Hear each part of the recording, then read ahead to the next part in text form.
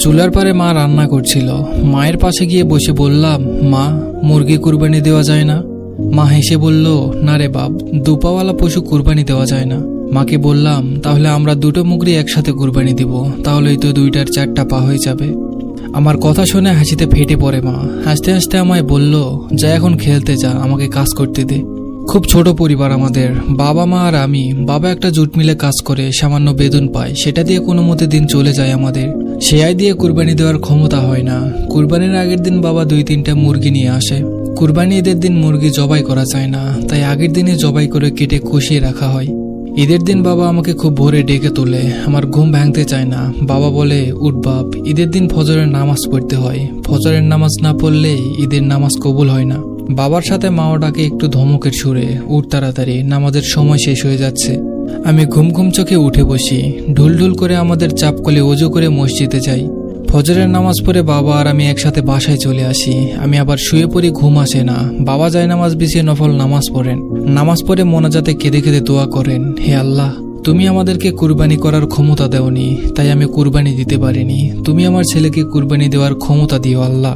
বাবার কান্নার শব্দ শুনে আমারও কান্না পেত। মনে মনে বলতাম, বড় হয়ে আমি বড় গরু কুরবানি দিব, বাবা দেখবে, বাবার কষ্ট থাকবে না। বাবার সাথে গোসল করতে যাই। আমাদের বাড়ির পাশেই নদী। বাবা ঈদের সময় নতুন সাবান কিনে আনে। নতুন কচকো সাবান দিয়ে গোসল করি। পুরনো পাঞ্জাবি পরে বাবার সাথে ঈদগাহে নামাজ পড়তে যাই। নামাজ পড়ে সোজা বাসায় চলে আসি। মা আমাদের সেমাই খেতে দেয়। আমরা কুরবানি দেই না। ঈদের নামাজের পরে কোনো কাজ থাকে না আমাদের। বন্ধুরা সবাই গরু নিয়ে ব্যস্ত, তাই ঘুরতে বের হই না। বাবা মায়ের সাথে রান্নায় সাহায্য করেন না। আমার বাবা কারো গরু কাটতে চায় না। দুপুরে মা চালের রুটি আর মুরগির মাংস ভুনা করেন। বাবা মা আর আমি 3জন একসাথে খেতে বসি। প্রতি ঈদে আমরা মুরগির মাংসই খাই। আমাদের বাসায় কোনো ফ্রিজ নেই, তাই মাংস জাল দিতে দিতে একসময় খসে যায়। সেই মাংস আমরা রুটি দিয়ে খাই। বাবা মা দুজনেই আমায় ছেড়ে চলে গেছেন বহু বছর আগে। আজ আল্লাহ আমাকে অনেক টাকা দিয়েছেন, সেই অভাবের দিনগুলো কাটিয়ে উঠেছি। কিন্তু আফসোস, বাবা মা সুদিন দেখে যেতে পারেননি। এবারের কুরবানি ঈদে 3টা গরু কিনেছি। ঈদের নামাজ পড়েছে আমাদের সেই মসজিদে, যেখানে বাবার সাথে নামাজ পড়তে যেতাম। নামাজ পড়ে বাড়িতে এসেছি। আজ আমার পাশে কত মানুষ। ম্যানেজার এসে বলল, স্যার, সবকিছু রেডি, এখনই কুরবানি দিব, আপনি যাবেন? বললাম, না, তুমি সব ব্যবস্থা করো। ম্যানেজার অবাক হয়ে আমার দিকে তাকিয়ে থাকে। একজন মানুষ কুরবানি দেয় অথচ সামনে যায় না, ওই তো হিসাব মেলাতে পারে না। ওকে বলতেও পারি না যে গরু দেখলে আমার বাবার কথা মনে পড়ে যায়, আমার খুব কষ্ট হয়।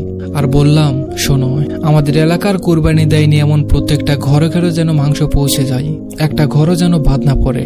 ম্যানেজার বলল, জি স্যার, আপনি কোনো চিন্তা করবেন না। ঈদের দিন বাড়িতে গরুর মাংস রান্না হয়, কত মানুষ আসে বাড়িতে, সবাই মজা করে খায়, কিন্তু আমার খেতে ইচ্ছে করে না।